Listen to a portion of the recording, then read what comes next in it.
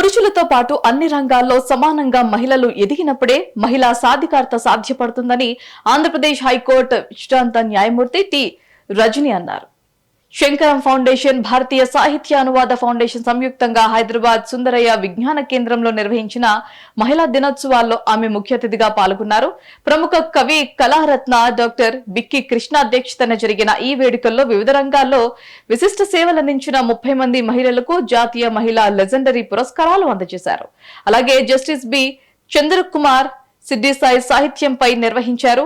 ఈ కార్యక్రమంలో శంకరం వేదిక అధ్యక్షులు యలవర్తి ధనలక్ష్మి, ప్రముఖ సైకాలజిస్ట్ యమునా పాఠక్ తో పాటు కవులు డాక్టర్ జల్ది విద్యాధర్, పి విజయలక్ష్మి పండిట్, వాసిరెడ్డి మల్లీశ్వరి, డాక్టర్ రాధా కుసుమ, డాక్టర్ అరికపూడి యము, డాక్టర్ కోగంటి ఉషారాణి తదితరులు పాల్గొన్నారు. ఈ సందర్భంగా జరిగిన సమ్మేళనం ఆహుతులను అలరించింది.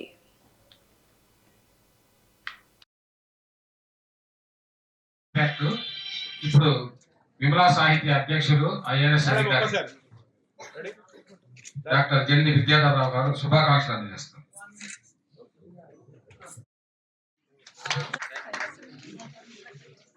అలాగే ఇక్కడ ప్రతి తల్లిదండ్రులు ఇక్కడ ఉన్నటువంటి పెద్దలు మేడం గారు ఎన్నో చెప్పేశారు, సార్ అంతగానే ఎక్కువ చెప్పారు. చాలా ఉన్నాయండి లేడీస్ ఈ సంఘానికి, అందులో ముఖ్యంగా లేడీస్కి ఒక దెబ్బ కొడితే పూర్వకాలం గమ్మలు ఉండేవాళ్ళు ఆడవాళ్ళు, అది మనకి సంస్కృతి సాంప్రదాయం అని చెప్పేవాళ్ళు. కానీ అది తప్పని నేను కూడా చెప్తున్నాను. దెబ్బ కొట్టినప్పుడు ఎందుకు కొట్టావు అది ప్రశ్నించాలి, వాళ్ళని నిలబెట్టాలి. అది చూసి మన పిల్లలు కూడా నేర్చుకుంటారు. మా అమ్మని మా నాన్న కొట్టాడు, మా తాతని మా అమ్మమ్మని మా తాత కొట్టాడు, ఇప్పుడు నేను కూడా కొట్టాను రాబోయే.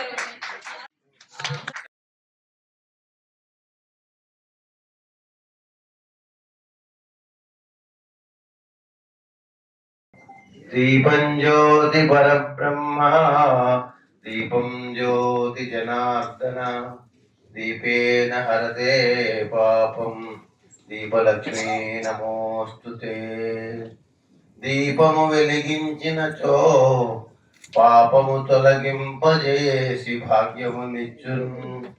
దీపావళి మనలందరి తాపములను భారద్రోలి ధనముల నెడుతన్.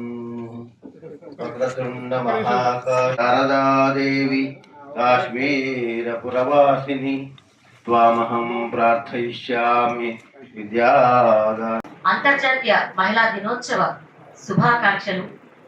ఈరోజు ఒక ఆనంద శుభాకాంక్షలు తెలియజేస్తున్నాము. శంకరం ఫౌండేషన్ మరియు భారతీయ సాహిత్య అనువాద ఫౌండేషన్ వారు మీ అందరి కరతాళ గుణుల మధ్య మనందరం కార్యక్రమాన్ని ప్రారంభించుకున్నాము. దిగ్విజయంగా డాక్టర్ రాధా కుసుమ గారు అధ్యక్షతన చాలా చక్కగా కవులు కవయిత్రులు అందరూ కూడా అద్భుతంగా వారి కవితలను చదివి వినిపించారు.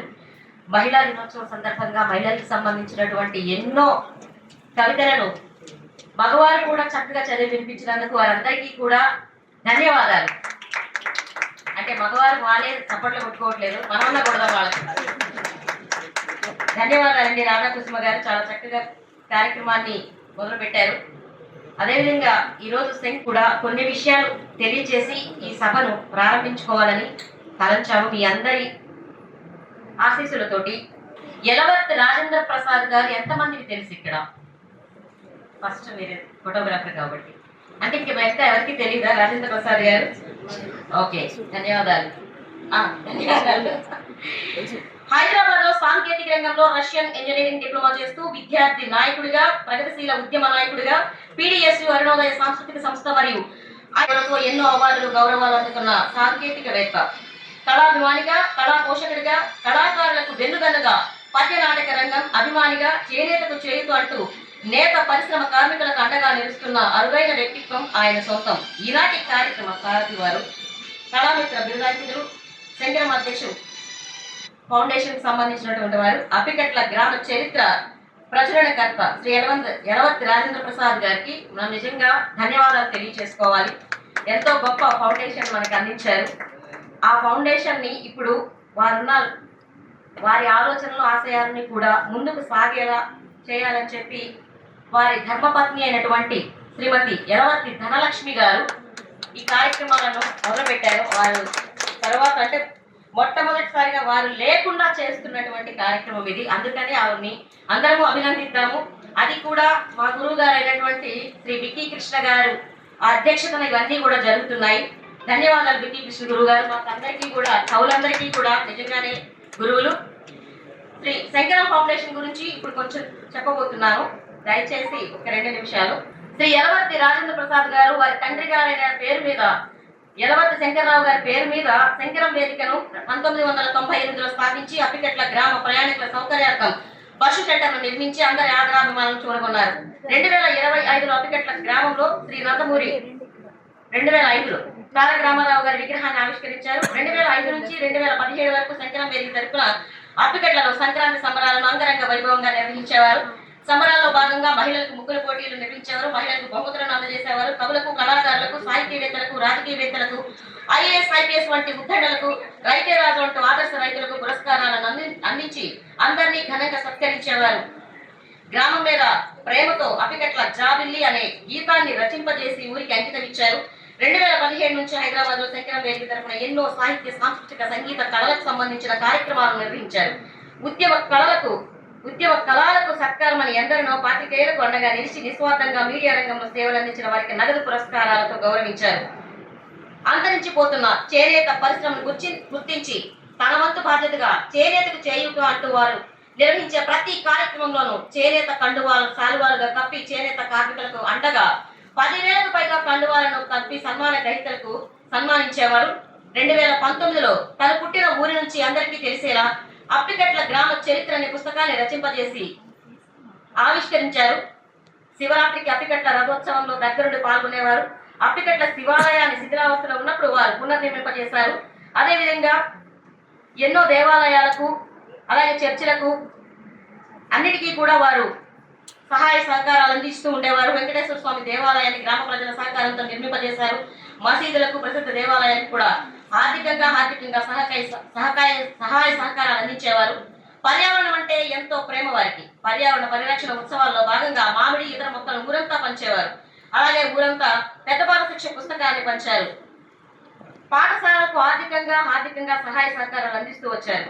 2020లో తాను చిన్ననాడు చదివినటువంటి హైదరాబాద్ లోని పాలిటెక్నిక్ కాలేజీ హాస్టల్లో గదిని పునరుద్ధరించి నలుగురికి ఆదర్శంగా నిలిచారు. ఏ విషయంలోనైనా మహిళలను గౌరవించడం వారికి వారే సాటి.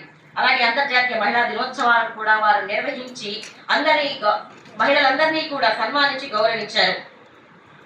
వారి ఆలోచనలను, ఆశయాలను వారి జీవిత భాగస్వామిగా వారు కొనసాగిస్తున్నారు. శ్రీమతి యలవర్తి ధనలక్ష్మి గారికి ధన్యవాదాలు. మనము ప్రారంభింపజేస్తున్నాం. ముందుగా శ్రీమతి యలవర్తి ధనలక్ష్మి గారు వారి సందేశాన్ని అందించవలసిందిగా కోరుతున్నాను. సంయుక్త ఆధ్వర్యంలో ఈ రోజు మహిళా దినోత్సవ సందర్భంగా జాతీయ పురస్కారాల ప్రధానోత్సవానికి విచ్చేసినటువంటి ప్రతి ఒక్కరికి పేరు పేరున కూడా మరొకసారి ధన్యవాదాలు తెలియజేస్తూ సభాధ్యక్షులు అయినటువంటి కళారత్న డాక్టర్ బిక్కి కృష్ణ గారిని వేదికను అలంకరించవలసిందిగా కోరుతున్నాము. కార్యక్రమాలే లేవు, ఎందుకంటే సాహిత్య రంగానికి వారు చేసినటువంటి కృషి అనిర్వచనీయమైనది, అద్భుతమైనది. ఎందుకంటే ఎంతో మంది కవులను వెలుగులోకి తీసుకొచ్చారు. అలాగే శ్రీమతి టి రజనీ గారు, హైకోర్టు విశ్రాంత న్యాయమూర్తి గారు, ఆంధ్రప్రదేశ్ సంబంధించి వారిని కూడా వేదిక మీదకి సాధారణంగా సగౌరవంగా ఆహ్వానిస్తున్నాము. అలాగే గౌరవ అతిథి అయినటువంటి శ్రీ జస్టిస్ పి చంద్రకుమార్ గారు, హైకోర్టు విశ్రాంత న్యాయమూర్తి గారు, వారిని కూడా వేది మీదకి సాధారణంగా సగౌరవంగా ఆహ్వానిస్తున్నాము. ప్రత్యేక అతిథి అయినటువంటి శ్రీమతి పి విజయలక్ష్మి పండిట్ గారు, విశ్వపుత్రిక అయినటువంటి ఆమె గజల్ రచయిత్రి, చైర్మన్ విశ్వపుత్రిక గజల్ ఫౌండేషన్, వారిని కూడా వేదిక మీదకి సాధారణంగా సగౌరవంగా ఆహ్వానిస్తున్నాము. విమల సాహితీ సమితికి సంబంధించి వారిని కూడా వేదిక మీదకి సాధారణంగా సగౌరవంగా ఆహ్వానిస్తున్నాము. ఈ శంకరం వేదిక ఫౌండేషన్ ఫౌండర్ అయినటువంటి శ్రీమతి యలవర్తి ధనలక్ష్మి గారిని కూడా వేదిక మీదకి సాధారణంగా సగౌరవంగా ఆహ్వానిస్తున్నాము. డాక్టర్ పి సునందభాయ్, ప్రముఖ ఆధ్యాత్మికవేత్త, దక్షిణ షిరిడి సంస్థాన్ హైదరాబాద్, వీరిని కూడా సాధారణంగా సగౌరవంగా వేదిక మీదకి ఆహ్వానిస్తున్నాము.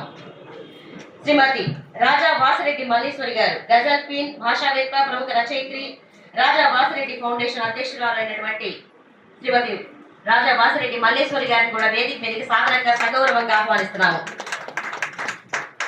రఘు అరికపూడి సేవా ట్రస్ట్ అధ్యక్షులైనటువంటి డాక్టర్ రఘు అరికపూడి గారిని కూడా వేదిక మీదకి సాధారణంగా సగౌరవంగా ఆహ్వానిస్తున్నాము.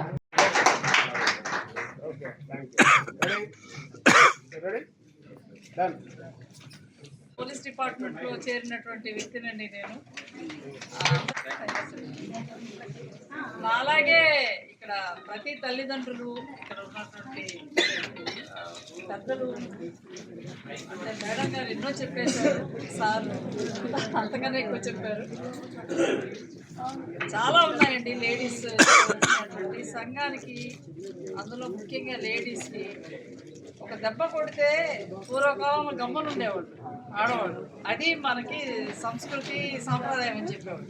కానీ అది తప్పని నేను కూడా చెప్తున్నాను. దెబ్బ కొట్టినప్పుడు ఎందుకు కొట్టావు అది ప్రశ్నించాలి, వాళ్ళు నిలబెట్టాలి. అది చూసి మన పిల్లలు కూడా నేర్చుకుంటారు. మా అమ్మని మా నాన్న కొట్టాడు, మా తాతని మా అమ్మమ్మని మా తాత కొట్టాడు, ఇప్పుడు నేను కూడా కొట్టాను రాబోయే